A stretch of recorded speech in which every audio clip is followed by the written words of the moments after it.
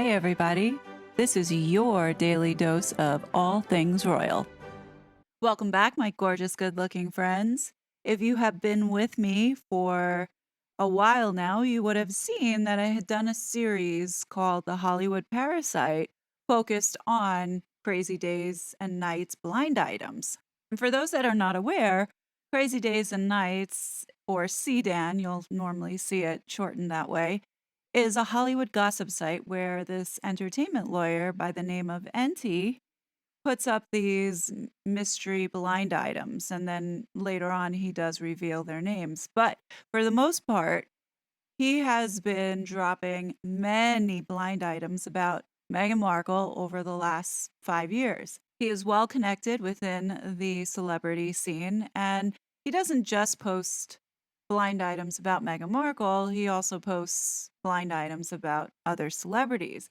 But for our purposes here, the blind items that he drops normally gives really great tea on what is happening with Meghan Markle that she doesn't want anybody to know about. Anyhow, today I was doing some research on the Soho house and investigating around the first date between Meghan and Harry and her connection with the owner, Ron Burkle, seen here on the left next to Nick Jones. This wealthy billionaire was very close at one point with former President Bill Clinton and also had ties to Sleazy E and as well Jabba the Hutt, seen here. Now, as I'm digging around the depths of the internet, I stumble upon a podcast that Enty participated on. And this podcast was called the TrueAnon podcast, which it is dedicated to exposing the PD files of the elite and in Hollywood. So in their episode 79, Once Upon a Time in Pedowood, dated June 29th, 2020, Enty is a guest on the show. And the whole premise of the podcast was to talk about the death of Steve Bing. And if you don't remember who Steve Bing was, he was a multimillionaire limelighting as a Hollywood producer, as well as in finance, funding certain campaigns for the Democrats. He participated in supporting the Clinton campaign. And he also hung around those that were caught up in the payday files ring that involved Sleazy E. He is most notable for dating Elizabeth Hurley, and he had taken his life back in June of 2020. Nobody knows why he took his life. Some rule it as suspicious because of his connection to this ring, with some thinking that his name was going to be revealed if the documents for the Sleazy E case were unsealed. Well, we'll never know what exactly happened, nor do I really care. The point of the matter is that this podcast was focused on the connection between this ring and Sleazy E, and then into Ron Burkle and the Soho house. So Enty begins to talk about Ron's involvement and his history as to how he started out, how he became a millionaire and then billionaire, and then talked about his influence in wanting to hang around these celebrities, and then gets into talking about Meghan Markle. So here is what he said. And I'm going to do my best to just give you some clips of it because I don't want copyright. I'll put the link below of the actual podcast if you want to listen to it. It's about almost 2 hours long. Very good and insightful. But for our purposes here, we're just going to listen to parts of what he had to say about Meghan. Now, keep in mind, this was recorded back in June of 2020. Remember, we had this shutdown, and this couple had fled the UK from Canada into California. So currently they were staying at Tyler Perry's house. We have with us today one of the inspirations for this podcast, Enty, from the premier gossip blog, Crazy Days and Nights. Enty, how are you doing? I'm doing great. How are you guys? We are so excited to have you here. We've been wanting to have you on the pod for, I don't know, pretty much I think since we started. Correct. Some real breaking news out of Holly Weird. One of the things that I'm really focused on lately with Burkle is that he's the majority shareholder of the Soho House Group. And, you know, Soho House has always been this kind of facilitator of interactions between wealthy men and women that want to be with wealthy men. You know, and it's, you know, the same kind of thing with, you know, Meghan Markle and Prince Harry had their first date at a Soho House. Did they? Yeah. And God, that is so like her. well, here's the thing. Okay, so I've gone into long podcast episodes about Soho House and Meghan Markle and things like that. So it is at this point I am learning that Enty has an actual podcast, seen here, that is on Patreon. And let me tell you, that's a trove of information, which has a lot of insight on Meghan Markle, as he does cover her in further detail to some of the blinds that we have all seen. I will be touching upon that after we're done here with the review of this TrueAnon podcast. And the royal family has strong connections to Soho House, and you know there because there's one in London and there's one in Toronto, and but here's one of the things. So Burkle joined the Project Angel Food Board of Trustees, and that's a charity here in Los Angeles. And it's the same group that Harry and Meghan Markle, you know, volunteered for, where there was those pictures where they were finally in L.A. Oh, here they are. They're just randomly going up to somebody's door who actually has a security camera in the right position so they can see that they're volunteering. Yes. So to refresh everybody's memory, this is what Enty is talking about. It's Meghan Markle and Prince Harry seen in public for the first time since moving to LA as they deliver food to those in need. Surveillance video captured the ex-royals volunteering with the nonprofit Project Angel Food. And at the time, this Project Angel Food said that they weren't using any volunteers because it was too dangerous for their volunteers, because this is, you know, height of COVID. Both were dressed casually, hats and sneakers. They also took all safety precautions. Each wore a glove on one hand and covered their faces. Meghan had a surgical mask, Harry a bandana. And so they were hiring Uber drivers and things like that to make the deliveries. They were actually paying people rather than just having volunteers do it. Meghan carried a piece of paper showing the names and addresses of the food recipients. And yet somehow Harry and Meghan managed to get on as volunteers to do their one delivery for one day and one delivery the next day, because the first day the person's security camera, I guess, didn't work. So then the next day they found somebody who had the security camera focused in the right position. The video shows what appears to be a security team in a black SUV across the street, but the couple chose to walk up alone to deliver the food. They had the tote bag that showcased the Angel Food logo, but the reason why they were able to do that was because Burkle intervened. Harry called him and said, "Can we do this?" Or Meghan did, one of the two. Meghan and Harry arrived at this apartment building in West Hollywood just before 11 a.m. It was their second day volunteering for the local charity after helping out on Easter Sunday. Fascinating. This shit is so transparent with these people. Longtime listeners of the pod and fans of the pod will know that I'm not the biggest fan of Miss Markle. Yeah. We spoke exclusively with one of those recipients, 50-year-old Becky Lincoln, who says she was shocked when she opened her door to see Meghan and Harry dropping off her food. Enty is probably the number one source for for information on the woman too that I've run into, at least. Yeah. I didn't recognize them at first, but then she moved her mask. I thought it looked like Harry, but she moved her mask slightly, and I said, "Wow, she's beautiful."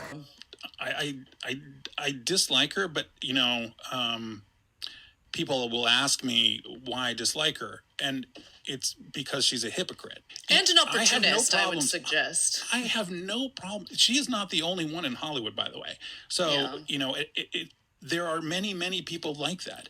And there's many people that will try and, you know, obviously find somebody wealthy and, you know, sleep with them or get the bag, as they say. And I don't really have a problem with that, but just don't be a hypocrite about it and say that it's because of some kind of charity thing. And Wow. the fact that they say, well, we're private citizens, but no, Harry didn't give up his role in the line of succession, which is really irritating. And that's why the U.S. is under obligations to protect him and pay for the protection of Harry.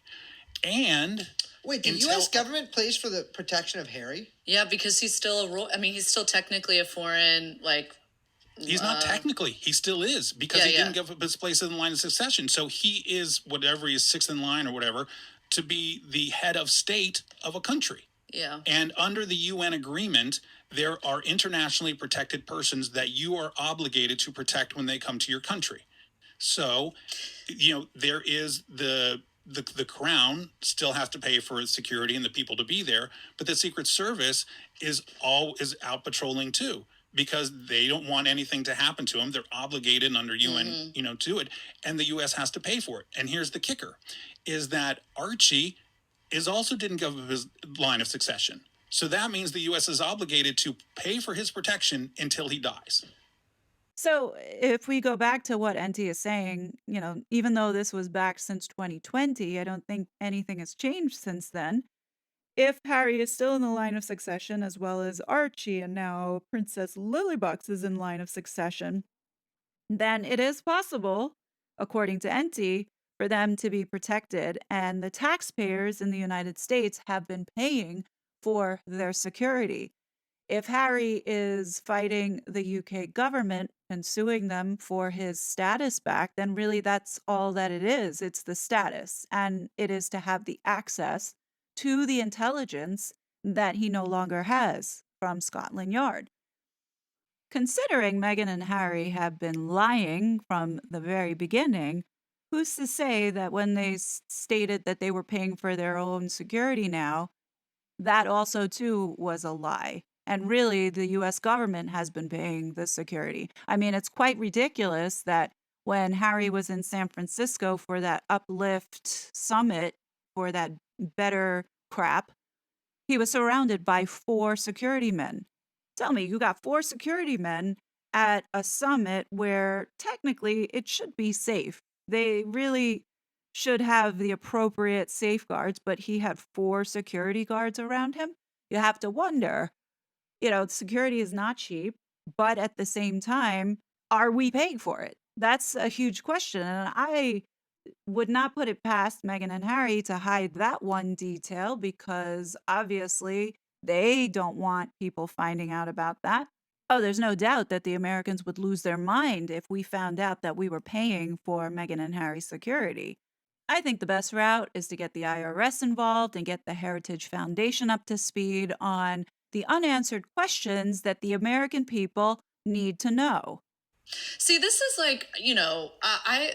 some people have, when I've criticized Markle and all of this, someone's accused me before of being a monarchist, and it's no, I don't care about that. It's this whole thing is so transparent to me. The idea of we can't handle the crown. We don't want the pressures of the crown. So we're retiring to Hollywood. It's what? I mean, it's to me, it's so transparent and obvious grab at kind of the celebrity philanthropist role, global celebrity philanthropist role that, I really think the Obamas have also kind of set the standard for in a lot of ways. So Disney asked her, okay, well, you're not referring to yourself as the Duchess of Sussex, so we'll just put Meghan Markle on the credits for, this narration of the animals. And she said, no, I'm the Duchess of Sussex. And then there was another time when she was introduced, and they said, so we'll just call you Meghan? She goes, no, I'm the Duchess of Sussex. But remember, she made the big deal about, hey, we're not doing this. And then they've also made the big deal that they're paying somebody back for their own security. They're not, because first of all, the British government is required under law to protect Harry, right. And it comes out of taxpayer money. And the thing is the British government should be just as upset, British taxpayers, because they are on the hook for paying for Archie. So it's going to be the U.S. and Britain paying for Archie. And if Archie lives to be 95 years old, both governments are going to have to pay. Unless, the crown kicks them to the curb. But they're not going to do that. They're not going to do that.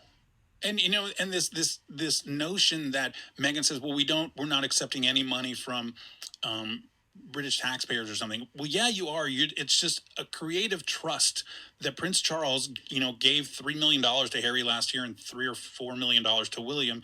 And it's still essentially coming from British taxpayers. It's because it's homes and property that Prince Charles owns, but really should be owned by the British government. And they just let him, get the rents and things from it. So, it's... Hold on. Pause for a second. Could it be that the house in Montecito was set up by King Charles because it was purchased under a trust, and the couple are paying rent to King Charles for this house in Montecito? I mean, at this moment, there is no footprint of Harry's name here in the United States owning anything. As far as bank accounts go, I doubt it. We know for sure that they're doing some funky business with their tax through that Fugazi charity that they're running. No doubt in my mind that something fishy is going on here. And yeah, the IRS needs to do an investigation, but the chances are, will they do an investigation on Harry, or would they be more inclined to do an investigation on the royal family? Perhaps if there's a real agenda by certain dark forces here in the United States that are backing Meghan Markle, maybe that's a route that would provoke them to move full force into investigating the Harkles. Now I'm thinking maybe that's the best route to go, because I highly doubt the royal family wants their affairs being investigated by the United States. And maybe that might prompt the king to go ahead and cut Meghan and Harry completely off by removing them from the line of succession and stripping their titles. I haven't really talked about Misha. And if I'm going to talk about Misha, then I'm going to talk about Jessica Mulroney. And if I'm going to talk about Jessica, then I got to do a little Meghan Markle. So I just kind of put them all into one. So anyway, so we have Nonoo, and she gets married to this guy named Alexander Gilkes. And he started off essentially at this concierge service, quintessentially. And then he moved on to work for LVMH, the Louis Vuitton group. And then he got into art and auctions. And they got married in 2012. And their wedding was a 3-day affair in a 16th century castle in Venice, a live performance by Lana Del Rey. Now, the reason I'm talking about that wedding, even though she's not married to that guy anymore, is because Meghan had always said that she didn't really, know anything about Prince Harry, didn't really know anything about the royal family or anything like that. Well, at this wedding between Alexander Gilkes and Misha in 2012, Princesses Eugenie and Beatrice were both there. Meghan's best friend, who she calls her sister, Misha, also had gone to the wedding of Prince William and Kate Middleton the year before. So it's not as though Meghan was entirely a stranger to any of this. But in the summer of 2012, let me see if I can find it. This is what I wrote in October 2012. And I said, this foreign-born A-list celebrity in her country was in town last month to hook up with a man who paid for her to be there. I told you about it last month. He's a big fan of sleeping with celebrities and even marrying them. Our foreign-born celebrity started looking for places to live because she thought this was going to be very lucrative for her. Turns out, though, that the word got out that she was not even close to worth the amount of money she was asking, and spent most of the time talking about herself, looking in the mirror, and even said her goal was to meet Paris Hilton. And I gave a clue on that one a year later, and I said someone very, very close to royalty who didn't get there by birth. And that was Pippa Middleton. So yes, she was yachting. And that kind of, it's going to come back. We're gonna need to remember that. Because how did Misha meet Meghan Markle? And this is straight out of the mouth of Misha, who gave an interview to the New York Times and had special permission from Meghan to talk about this, and also Misha recorded the conversation herself too. Quote, we met at lunch in Miami during Art Basel. Okay, that's fine. That's also the place where the majority of yachting connections are set up for the following spring and summer. I'm just saying. then she said, I think this is all pretty well documented. And we sat down and we started actually right from the get-go talking about a shared passion for equality, women's empowerment, and our love of dogs. And then the New York Times kind of said, well, two strangers at Art Basel, the plausibility of all this. And she goes, well, we were at lunch. And then New York Times again, really skeptical. Of two strangers at lunch at Art Basel spontaneously declaring their love for equality? And Ms. Nonoo said, well, we got there pretty quickly, I'll tell you that much. And then they were saying, well, could you give us some context, explain how pleasantries veered to equality, asked what the party was for? Well, it was a seated lunch. Probably on a yacht. And Ms. Nonoo said she could not, quote, remember exactly, unquote.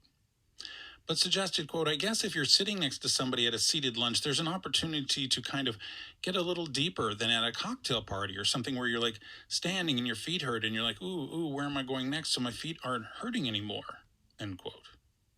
And then she said that she and Meghan were, quote, were introduced through a mutual, very close friend. But I thought it was just a random sitting next to each other at lunch kind of thing.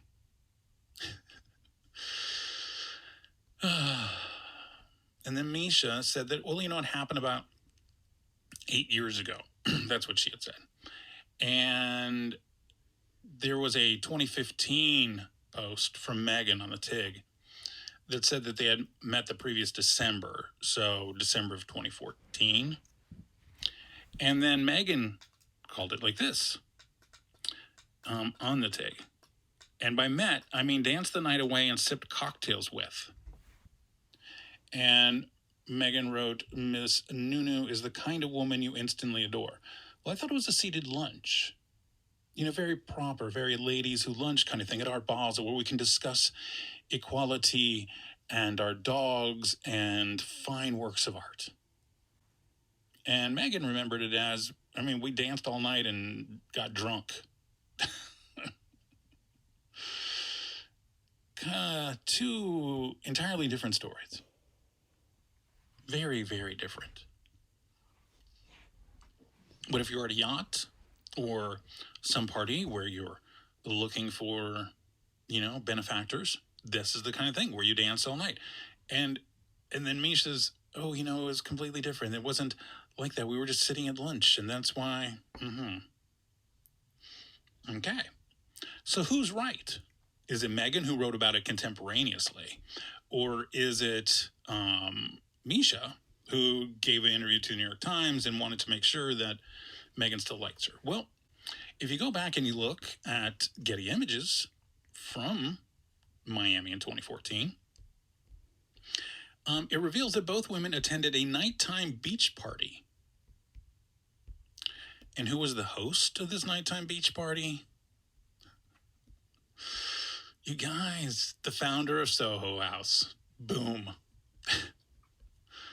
If I could drop the microphone, I would. Straight from, it's Getty Images, it's right there. And don't forget that Soho House's London location is where Prince Harry and Meghan Markle had their first date. And all the other stuff I've talked to you about Soho House. And it's essentially just a front for these kind of introductions and where people can go to socialize without having their photograph taken. So Misha, your story doesn't quite add up. A seated luncheon where we talked about female empowerment and equality and our mutual love of dogs. And Meghan, well, we got drunk and danced all night. And it was dancing all night at a nighttime beach party with the founder of Soho House. This event was at nighttime. There was no lunch. And when you look at the calendar and you look at the history, Soho House did not have a lunch planned or an event planned where there was a lunch. What is being reported now, in my view, from everything that I've looked at, is that the story that Misha's telling is a bold-faced lie. It's not too far-fetched that this explanation or this version of how Meghan and Harry met is also a lie, because they have lied from the beginning. And I want to take you back in time to the royal wedding. And I'm talking about the royal wedding of Meghan and Prince Harry. And there was an account that somebody wrote up for me at the time. And I thought it was really interesting, and I didn't really even make a blind out of it. I don't think, maybe a little bit about Jessica, but it was this wonderful account, and I just kind of wanted to read it. In this telling, I want you to focus more on what they say about Jessica. Okay? It says, I love the Duchess of Cambridge. I don't care. The Duchess of Cambridge is perfectly brilliant. Here she is confronted by a sister-in-law in her own backyard. A sister-in-law, you can be sure, possesses a virtual archive full of every private Kensington Palace nook and cranny she can capture on her phone. And unless Kate watches like a hawk, will scheme to grab pics of Charlotte and George she can sell for a bundle later. A sister-in-law who drops blind items to her lip-bloated, ass-injected bestie, Jessica Mulroney, that undermined Kate. Where do you think those blind items went? Not to me. Remember, I'm on the other side. These went to certain other gossip people who reside north of the border. And on the royal wedding day, Kate has to work around Miss Lipbloat, who is doing her utmost to pull off a Pippa Middleton moment on the staircase to St. George's Chapel. So you have Kate emerging from her car, wrangling 4 children, and Jessica emerges in the center from her car with her daughter. The 2 boys were riding with the bride, who will arrive once the kids are sorted. So the lit girls emerge with their mom, and Florence von Cutesom's mom gets out of her car with Florence. So Kate has more kids than anyone. And she gets up the stairs, beaming at the children, radiating sincerity and warmth, never once glancing at Jessica Mulroney or being hurtful to Jessica's kid. But Jessica may as well be vapor. As Jessica is arching her ass towards the camera lens, and seriously, go take a look, if you have to pause and go look, at how she's placing her feet and arching her back. She really wanted that Pippa moment.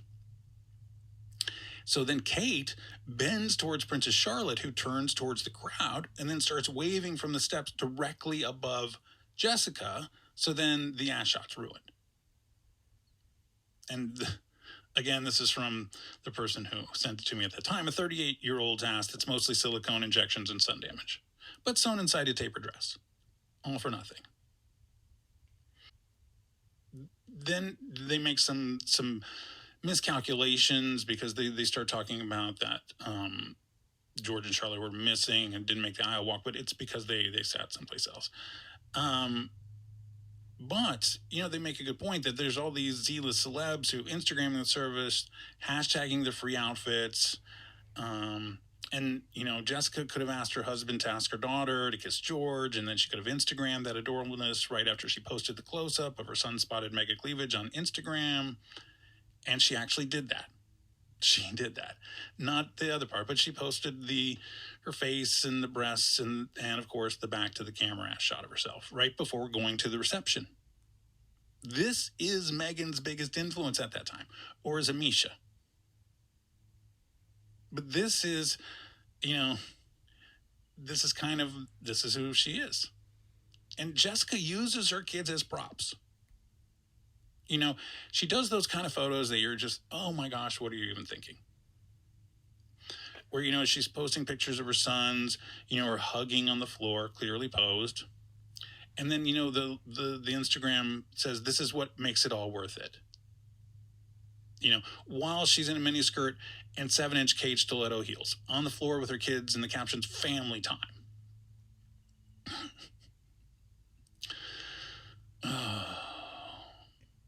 And then, that's just kind of who she is, She does close-ups of her face like she thinks she's 17.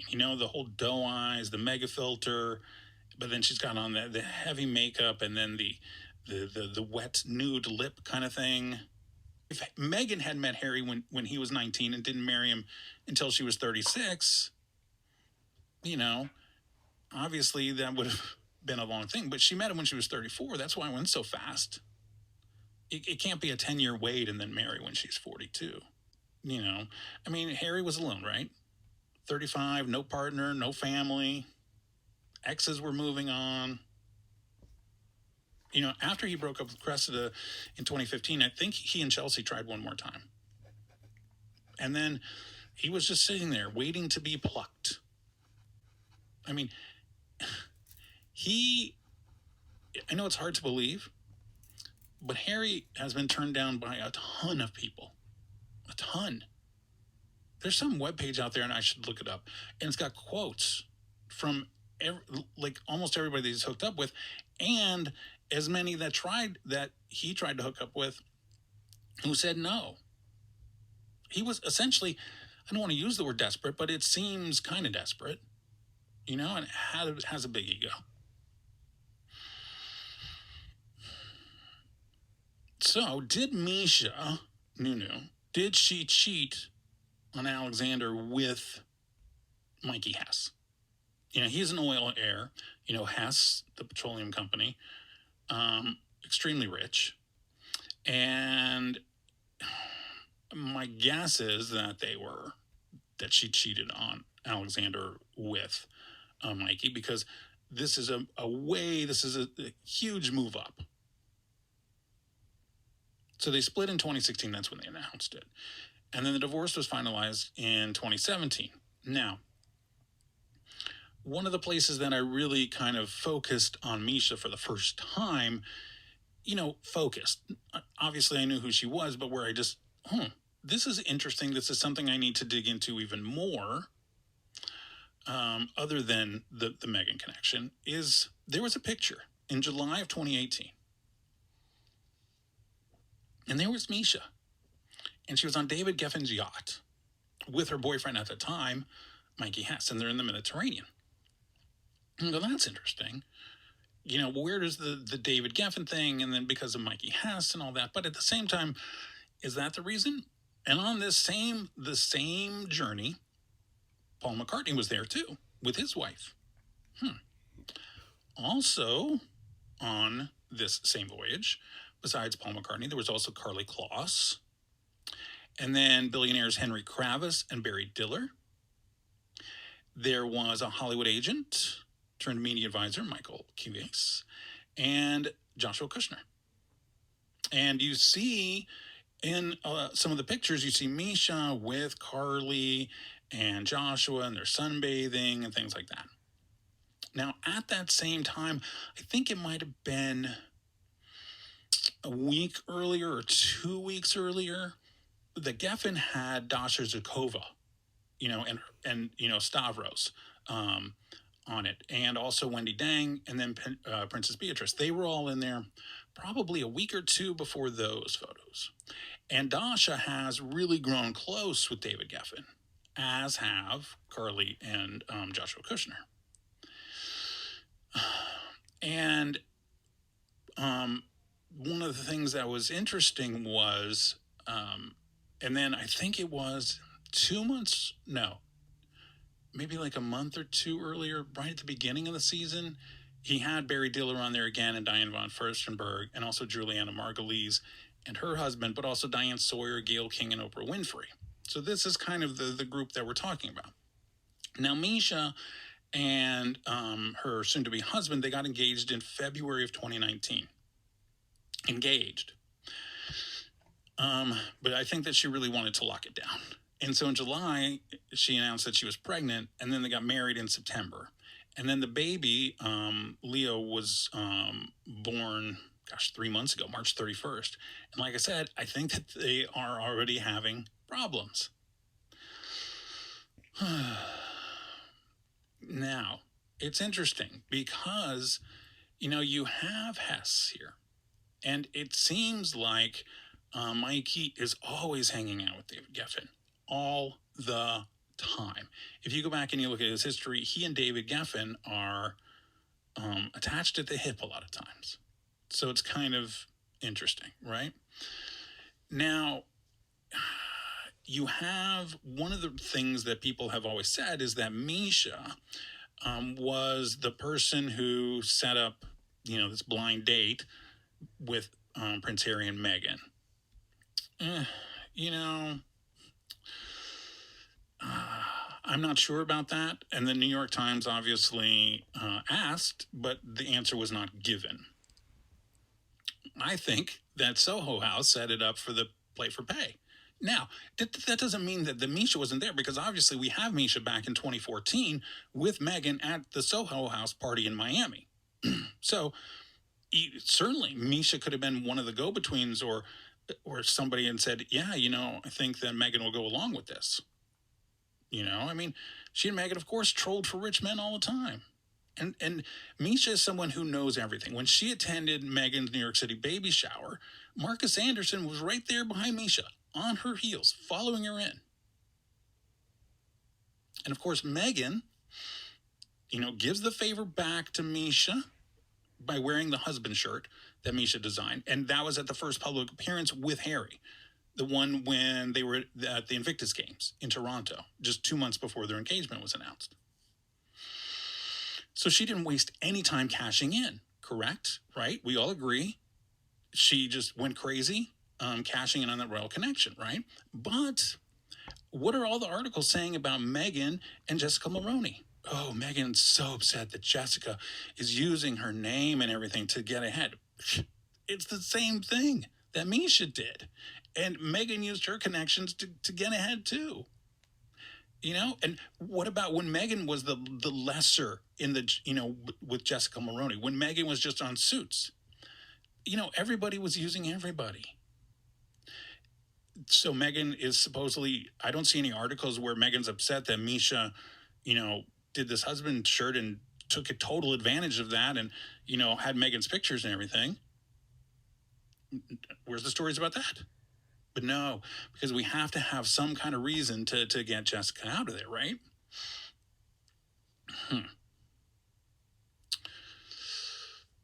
So here's the thing. This month, so Misha, who said, I will never, never leave Mikey's side or whatever, she went to New York City. Moved into a new New York City apartment that was paid for by her dad. And, she had Leo, the baby. And, she had said to fans that she's not going anywhere, working from home. And she said, we're still, here, we're family, we're not going anywhere. And then she lied. That's... Her car was so stuffed with things that the doorman and the nanny and a bunch of other people had to make 2 trips with the cart to get everything inside. Now, one of the things that I'm sure that Mikey, had her sign an NDA, just like everybody thought that Misha must have signed an NDA with Meghan. But no, they haven't. Not even, a post-friendship NDA. So Misha could talk, but Misha's got a lot on the line, So then there's a lot of people out there that know Meghan skeletons, and Misha's one of them. Jessica's another one. Lucy Medmore is another one. Isabel May is another one. Benita Litt's another one. Heather Dorak's another one. Lindsay Jo Roth. Some of them may have yachted together. Now, do you guys remember back in, I told you in 2018 that Meghan Markle's sex tape existed. And the whole world would, no, it doesn't exist. Well, in March 2019, I had a blind, and I said, this was the blind. I told you many months ago that the sex tape existed that has the illiterate former actress turned married celebrity. That has now been confirmed by an A-list celebrity sex tape broker who has seen the video and is publicly speaking about it. Okay? So this woman from Canada called porn broker Kevin Blatt on WhatsApp and said, do you have a secure line I can talk to you on? He's like, what's it all about? Because I might need to call my attorney. And the woman explained that a photographer had sent her a tape that was 4 years old and showed a model/actress engaging in sex. She said the actress's name is Meghan and she's about to marry a prince. Now, Kevin claimed he got rid of the video and conversation in fear of MI6. And he said that a porn distributor did possess the tape at some point or still may possess it. Some people say that the woman who reached out was Jessica. I don't know. Some people say it was Misha. I don't think so. I don't think it's either one of those, actually. But when you say, well, Kevin Blatt, do I know him? He said he's done a lot of tapes. He had a hand in negotiating the release or confiscation of home videos of Kim Kardashian, Paris Hilton, Jennifer Lopez. And his quote was, I know what I saw. It's true. I can show you the email traffic. Boom. So it's out there where it was. Or does a distributor still have it? My guess is that a distributor does have it and is holding off, won't do anything, and then perhaps if Meghan and Harry get divorced, we'll try and release it. Perhaps there has been an offer made, but the person still has it. That's my guess. I can't imagine the kind of money that somebody would have to write a check for to make the person give it up. Now, Jessica, she had a career in fashion marketing, one of Montreal's most prominent families. She's a descendant of a designer, the founder of a national shoe retail empire.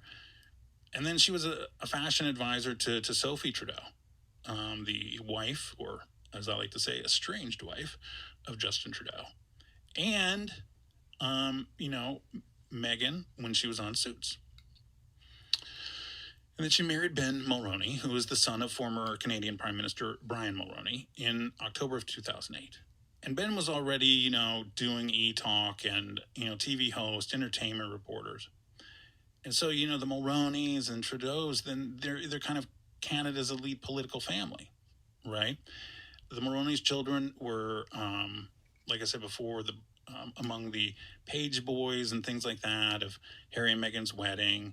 And Jessica was also supposedly involved in styling the wedding. And Jessica would style Meghan on and off Suits, and they were great friends, of course, with the Soho House director, Mark Sanderson. And Marcus is rumored to have originally introduced Meghan to the Mulroneys. There is a photo from 2016 of a big night out with the girls, and that's in quotation marks, that has Meghan, Jessica, and Sophie Trudeau having fun in a photo booth at Canada Soho House. So, and before she shut down her social media, there's tons of photos of her European getaways with Jessica, where Meghan was trolling. Harry banned from the wedding Millie McIntosh. And Millie and Meghan were really good kind of yacht pals.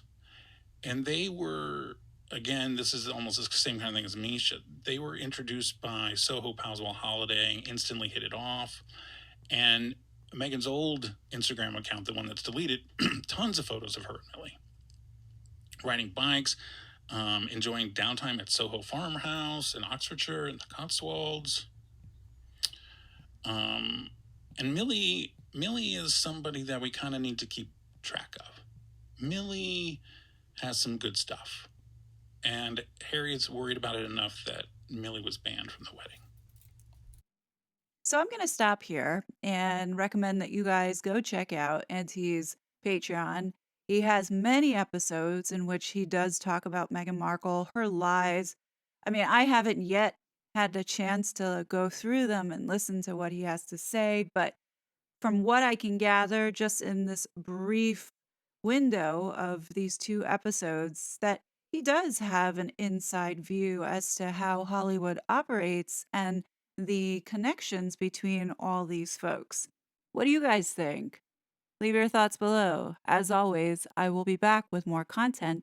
But until then, please be safe, and I'll talk to you later. Bye. It was such a fraud.